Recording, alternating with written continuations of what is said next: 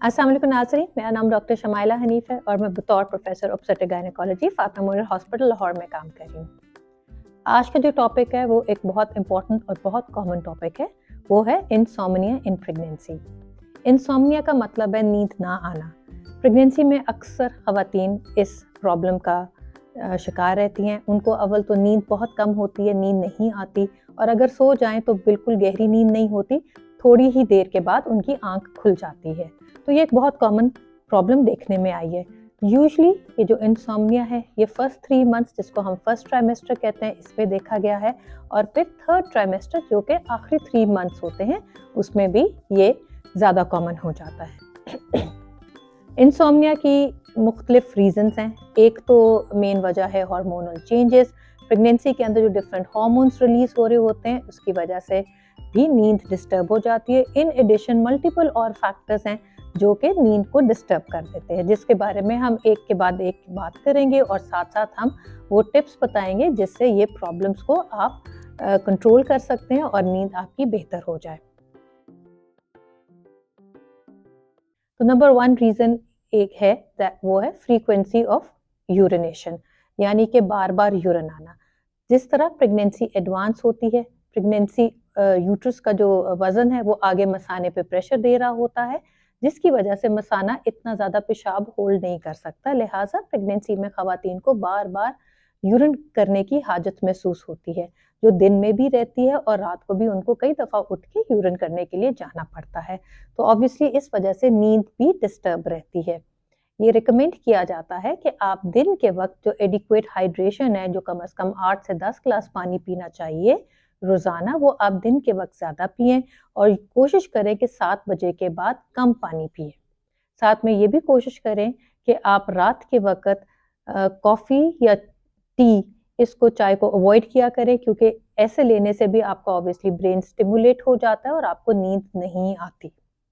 दूसरी वजह हार्टबर्न, तेजाबियत या जलन। प्रेगनेंसी में स्टमक में हार्मोनल चेंजेस की वजह से जो डाइजेशन है वो स्लो हो जाती है। लिहाजा अक्सर ख़वातीन को प्रेगनेंसी में जलन की शिकायत रहती है। कहते हैं खाना हजम नहीं होता और रात को लेटते हैं तो सारा खाना मुंह में आ जाता है, जिसको हम रिफ्लक्स कहते हैं। इसकी वजह से भी नींद डिस्टर्ब हो जाती है। और ये भी देखने में आया है कि रात को कई दफ़ा पेशेंट्स ख़वातीन जब खाना खाती हैं उसके फ़ौरन बाद ही वो लेट जाती है, जिसकी वजह से ये जो जलन की प्रॉब्लम है ये बढ़ जाती है। ये एडवाइस किया जाता है कि आप रात का खाना 7 बजे तक खा लीजिए, उसके बाद फ़ौरन ना लेटिएगा। आप कोई 1.5-2 घंटे बाद थोड़ी-सी वॉक भी कर लें ताकि आपका खाना हज़म भी हो जाए और वॉक करना या कोई एक्सरसाइज़ करने से आपको नींद भी बेहतर आती है।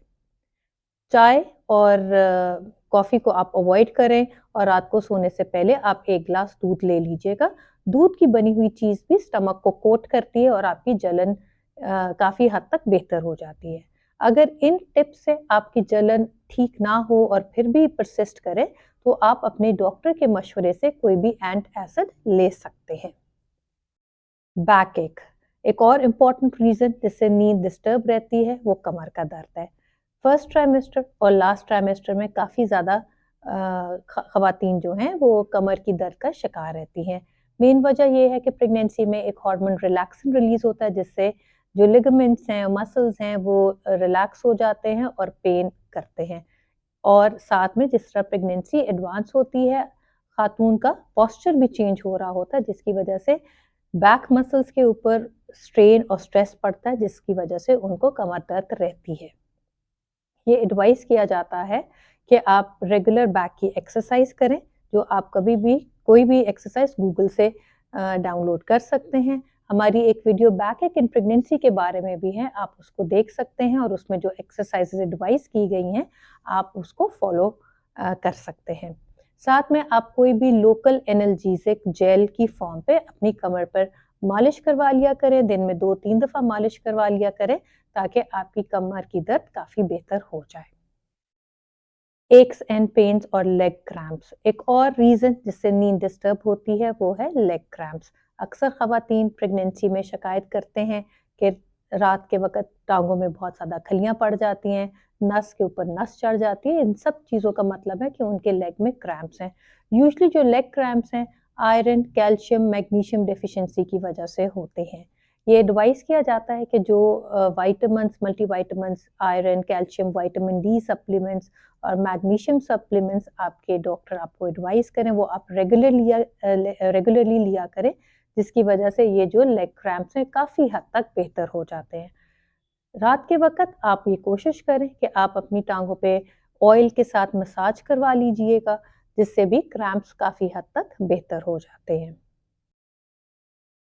ब्रेथलेसनेस, प्रेगनेंसी में ज्यों-ज्यों पेट निकलने लग जाता है, तो साँस भी उखड़ने लग जाता है। लंग्स के पास इतनी जगह नहीं रहती कि वो एक्सपैंड करें, और जो डायफ्राम है उस पे भी यूट्रस का प्रेशर आता है, तो इतना अच्छा एक्सपेंशन नहीं हो सकती, जिसकी वजह से अक्सर ख़वातीन को ये शिकायत रहती है कि उनका साँस बहुत फूलता रहता है, और जब वो रात को लेटें तो फिर तो बिल्कुल ही साँस आने में प्रॉब्लम हो जाती है। इसके लिए एडवाइस किया जाता है कि आप रात को एक कंफर्टेबल पोज़ीशन में लेटा करें। सर के नीचे आप तकिए रखें ताकि आपका प्रॉपर पोज़ीशन हो, सर ज़रा बाकी बॉडी के हिसाब से ऊँचा रहना चाहिए, और आप करवट पे लेटा करें। सीधे लेटने पे ज़्यादा ही साँस उखड़ जाता है, आपका ब्लड प्रेशर भी कम हो जाता है। राइट या लेफ्ट करवट जो भी आपके लिए कन्वीनिएंट है, आप उस पे उस साइड पे लेटा करें। बाज़ार में आपको कंफर्टेबल पिलोज़ भी अवेलेबल हैं, जिसके ऊपर आप लेटें तो आपको बहुत ज़्यादा कंफर्ट महसूस होता है, और ये जो पिलोज़ हैं, ये आपको बेड के ऊपर रखने चाहिए, और उसके ऊपर आप कंफर्टेबली लेटा करें। कुछ ख़वातीन को ये शिकायत रहती है कि रात को उनका बेबी बहुत ही ज़्यादा मूव करता है, और इस मूवमेंट्स की वजह से उनको नींद नहीं आती। ये देखने में आया है कि इवनिंग के वक़्त, रात के वक़्त बेबी की ज़्यादा मूवमेंट होती है, तो कई दफ़ा इस मूवमेंट की वजह से माँओं को डिस्टर्बेंस हो सकती है। ज्यों-ज्यों प्रेगनेंसी एडवांस होती रहती है, ख़वातीन को ये स्ट्रेस और टेंशन रहती है कि क्या उनकी नॉर्मल डिलीवरी होगी या सिज़ेरियन होगा, बेबी गर्ल होगी कि बेबी बॉय होगे। इन सब स्ट्रेस और टेंशन की वजह से उनकी नींद डिस्टर्ब हो जाती है। तो ये रिकमेंड किया जाता है कि जो चीज़ आपके कंट्रोल में नहीं है, उसके बारे में अननेसेसरी ना सोचें, और अगर कोई सवाल आपके ज़हन में आपको तंग कर रहा है, तो अपने डॉक्टर से उसके बारे में ज़रूर मशवरा कीजिए। इन एडिशन, जो और टिप्स आप घर में फॉलो कर सकते हैं जिससे आपकी नींद बेहतर हो, वो ये है कि जब भी आप सोने का टाइम एक सेट करें।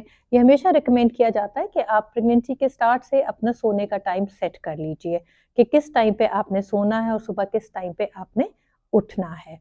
कम से कम प्रेगनेंसी में 8 से 10 घंटे का नींद हम रिकमेंड करते हैं। आप रात को 6 से 8 घंटे सो सकते हैं, और दिन के दौरान आप 1 से 2 घंटे की नींद पूरी कर सकते हैं। सोने से पहले जो भी आपने टाइम सेट किया है, उससे कम से कम 1 घंटा पहले आपको अपना स्क्रीन टाइम बंद कर लेना चाहिए। होता ये है कि जब कोई आजकल के माहौल में जब लेटा जाता है, तो मोबाइल के ऊपर आप डिफरेंट सोशल मीडिया साइट्स देख रहे होते हैं, जिससे आपका ब्रेन एक्टिव हो जाता है और नींद नहीं आती। तो ये एडवाइजेबल है कि टेलीविज़न, लैपटॉप्स, अपना मोबाइल से कम 1 घंटा पहले आप बंद कर लें, ताकि आपके ब्रेन को रेस्ट मिले और आपको अच्छी नींद आए।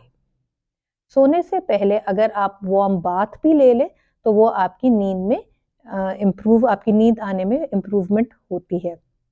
जैसे पहले का, आप अपनी टाँगों में ऑयल से मसाज करवा लीजिएगा। आप कोई भी रिलैक्सेशन एक्सरसाइज़ेज़ भी ज़रूर करें, जो कि आप नेट से बहुत ईज़िली डाउनलोड कर सकते हैं।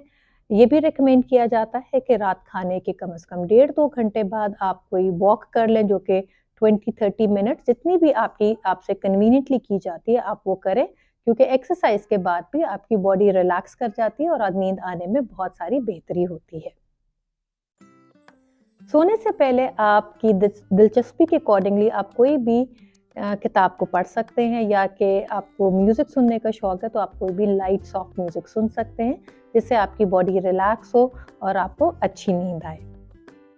तो ये कुछ टिप्स थी जो कि आपको अपनानी चाहिए, जिससे आपकी नींद आने में बेहतरी हो, या कि आपकी अच्छी रात को नींद गुजरे और आपकी डिस्टर्ब स्लीप ना हो। इन सब चीज़ों को फॉलो करने के बाद अगर आपकी नींद में फिर भी कोई डिस्टर्बेंस है, तो फिर आप अपने डॉक्टर से डिस्कस करके उनके ही मशवरे से कोई अगर वो मेडिसिन एडवाइस करें, तो फिर ही आप ले सकते हैं। आप अवॉइड करें किसी किस्म की भी नींद के लिए दवाई ओवर द काउंटर या फार्मेसी से खुद जाके कोई भी दवाई ले लेना आपके लिए रिकमेंडेड नहीं है, क्योंकि ये आपके और आपकी बेबी के लिए प्रॉब्लम क्रिएट कर सकता है। अपना बहुत सारा ख्याल रखें, खुश रहें, have a safe and a healthy pregnancy. अल्लाह हाफिज़।